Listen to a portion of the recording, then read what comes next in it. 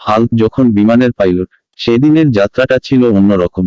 বাংলাদেশ থেকে সৌদি আরব উমরা হজ পালনের উদ্দেশ্যে একটি বিমানে করে যাচ্ছিল 450 জন যাত্রী।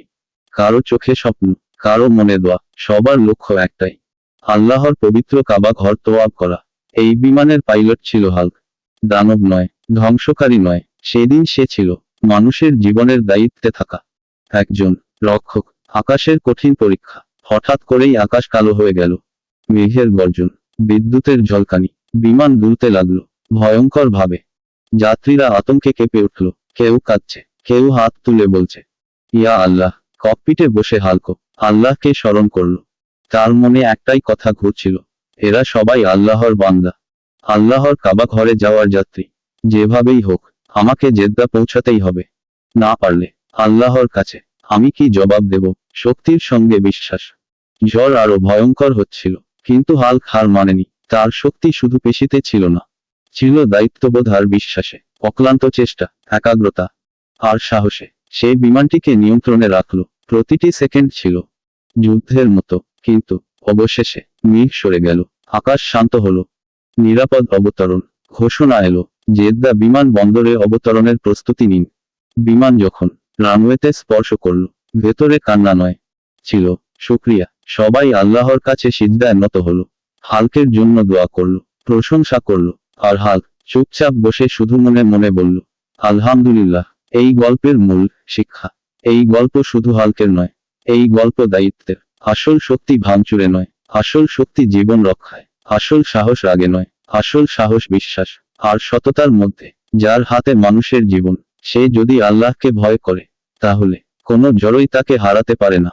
এই গল্প যেন পুরো দুনিয়ার জন্য শিক্ষা হয়ে থাকে। ঘুষখোর হাল্কের শেষ পরিণতি। শহরের নাম ছিল নাইনগর। কাগজে কলমে এটি ছিল আদর্শ শহর, কিন্তু ভেতরে ভেতরে নাইনগরকে গ্রাস করেছিল এক ভয়ঙ্কর দানব, ঘুষখোর হাল্ক। সে কোনো সবুজ দৈত্য নয়, বরং একজন মানুষই ছিল। তবে ক্ষমতা আর লোভে সে এতটাই বিকৃত হয়ে উঠেছিল যে সবাই তাকে হাল্ক বলেই চিনত। হাল্ক ছিল বড় সরকারি দপ্তরের প্রধান। তার একশই কাজ হতো, এক ভ্রু কুঁচকালেই ফাইল আটকে যেত। সাধারণ মানুষ যখন ন্যায্য অধিকার নিয়ে তার দরজায় আসতো, তখন সে কথা বলতো টাকার ভাষায়। ঘুষ ছাড়া তার কলম নড়ত না। দিনে দিনে তার বাড়ি বড় হতে লাগলো, ব্যাংক ব্যালেন্স ফুলতে লাগলো, আর হৃদয়টা হতে লাগলো পাথর। কিন্তু হাল্ক বুঝতে পারেনি, ভয় আর অন্যায়ের ওপর দাঁড়িয়ে কোনো সাম্রাজ্য টেকে না। একদিন শহরে এল নতুন এক তরুণ সাংবাদিক। সে ধৈর্য ধরে প্রমাণ জোগাড় করতে লাগলো। কাগজে কাগজে, রেকর্ডে রেকর্ডে বেরিয়ে এলো হাল্কের দুর্নীতির পাহাড় সম প্রমাণ। ধীরে ধীরে মানুষও সাহস পেতে শুরু করলো। যাদের কণ্ঠ এতদিন চেপে রাখা হয়েছিল, তারাও মুখ খুলল। শেষমেশ সেই দিন এল। তদন্ত শুরু হলো। মিডিয়ায় খবর ছড়িয়ে পড়ল। যাকে দেখে সবাই একসময় ভয় পেত, সেই আজ পালানোর পথ খুঁজছে। কিন্তু লোক যেমন মানুষকে অন্ধ করে, তেমনি অন্যায় তাকে একা করে দেয়। কেউ আর হাল্কের পাশে দাঁড়ালো না। আদালতের রায় এলো, দোষী। ক্ষমতা কেড়ে নেওয়া হলো, সম্পত্তি বাজেয়াপ্ত হলো, আর কারাগারের অন্ধকার কুঠুরিতে ঠাঁই হলো একসময়ের ভয়ঙ্কর হাল্কের। সেই কুঠুরিতে বসে হাল্ক প্রথমবার উপলব্ধি করল, টাকা সব কিনতে পারে না। সম্মান, বিশ্বাস আর শান্ত ঘুম, এসব ঘুষে মেলে না। নাইনগর আবার ধীরে ধীরে বদলাতে শুরু করলো। মানুষ বুঝলো, অন্যায় যত বড়ই হোক, তার পতন অনিবার্য। এই ছিল ঘুষখোর হাল্কের শেষ পরিণতি, একটি শিক্ষা, একটি সতর্ক বার্তা। যারা এখন আমার এই ভিডিও দেখতেছেন, তারা যদি আমার গল্পের হাল্কের মতন হয়ে থাকেন, তারা এখনই আল্লাহর কাছে তওবা করে ভালো হয়ে যান। কেন না, ভালো হতে টাকা লাগে না। জীবন বদলে যাবে ইনশাআল্লাহ। হাল্কের রাজনীতি। হাল্ক রাজনীতি শুরু করে, তারপর ঘোষণা দিল। হাল্কের পলিসি, সব জায়গায় সবকিছু সবুজ হবে। ঔষধি। সবাই বলল, সবুজ মানে পরিবেশ, না দলের রং। হাল্ক বলল, দুইটাই। খোলা মুখে চোখে হাসির সাথে মুখে হাসি। তারপর হাল্ক শহরে গিয়ে সব জায়গা সবুজ করে দিল। পুলিশ স্টেশনে, হাসপাতাল, রাস্তা, অফিস, সব জায়গায় হাল্কের মতো সবুজ রং। লোকেরা বলল, এটা কি পরিবেশ রক্ষা, নাকি হাল্কের ব্র্যান্ডিং? হাল্ক বলল, হাল্ক ব্র্যান্ডিং না, হাল্ক গ্রিন এনার্জি। হাল্কের রাজনৈতিক ক্যাম্পেইন। হাল্ক সিদ্ধান্ত নিল, হাল্ক এবার নেতা হবে। তখন হাল্কের স্লোগান কি হলো? হাল্কের সাথে থাকো, রাস্তায় যান নাও। হাল্ক পোস্টার বানালো। হাল্ক সমান শান্তি, হাল্ক সমান উন্নতি, হাল্ক সমান হাল্ক। কিন্তু পোস্টারে একটা ভুল হলো। হাল্কের ছবি বড় করা হলো। আর স্লোগান হলো, হাল্কের সাথে থাকো, হাল্ক তোমাকে ধাক্কা দেবে। মুখ খোলা এবং ঠান্ডা ঘামের সাথে মুখে হাসি। তাই জনগণ বলল, এই নেতা শান্তি আনবে, না ভয়। হাল্ক বলল, হাল্ক ভয় নয়, হাল্ক প্রোটেকশন। হাল্কের ডিবেট। নির্বাচনের ডিবেটে হাল্কও অংশ নিল। ডিবেট শুরু হলো। প্রথম প্রার্থী বলল, আমি বেকারত্ব কমাবো। দ্বিতীয় প্রার্থী বলল, আমি কর কমাবো। তারপর হাল্ক বলল, হাল্ক বেকারত্ব কমাবো। সবাই চমকে উঠল। কিভাবে? হাল্ক বলল, হাল্ক সবাইকে কাজ দিবে। হাল্ককে ধাক্কা মারতে। খোলা মুখে চোখে হাসির সাথে মুখে হাসি। সবাই বলল, এটা কাজ না, এটা ধাক্কা। হাল্ক বলল, হাল্ক বলেছে, ধাক্কা দিয়ে কাজ। চোখ বন্ধ করে দিত হাসি। হাল্কের প্রচার রোড শো। হাল্ক রোড শোতে বের হলো, গাড়ির ছাদে উঠে বক্তৃতা দিল। হাল্ক বলল, আমি জনগণের জন্য কাজ করব।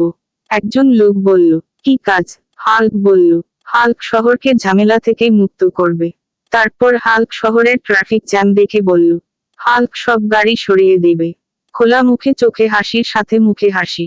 আরেকজন বলল, তুমি কি সব গাড়ি ধাক্কা মারবে?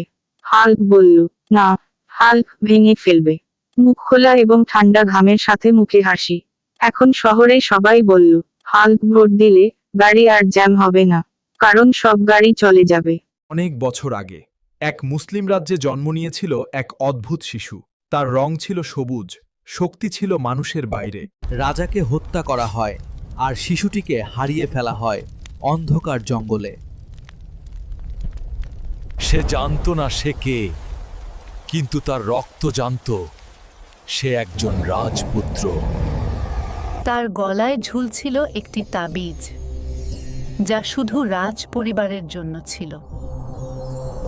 লোকেরা তাকে দেবতা ভাবে, কেউ ভাবে দানব, কিন্তু হাল্ক নিজেও জানে না সে আসলে কে।